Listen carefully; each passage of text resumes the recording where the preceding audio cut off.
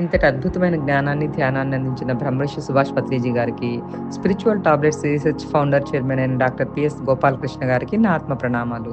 నా పేరు రాధాదేవి. ఈరోజు మనం 3 రకాల సేవల గురించి తెలుసుకుందాం. అవేంటంటే సాంఘిక సేవ, శరణాగతి సేవ, ఆధ్యాత్మిక శాస్త్ర సేవ.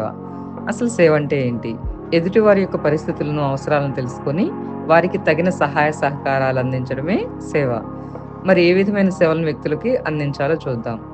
ముందుగా సాంఘిక సేవ. ఎవరి ఆత్మ అయితే మొదటి దశలో ఉంటుందో వారు చేసేటటువంటి సేవ సాంఘిక సేవ. దీనిలో ఒక వ్యక్తికి కావాల్సిన కనీస అవసరాలైన ఆహారం, బట్టలు, ఇల్లు, స్థలాలిచ్చి వారి యొక్క శారీరక, మానసిక అవసరాలను తీరుస్తూ బాహ్య సంతృప్తిని పొందుతారు. రెండవది శరణాగతి సేవ.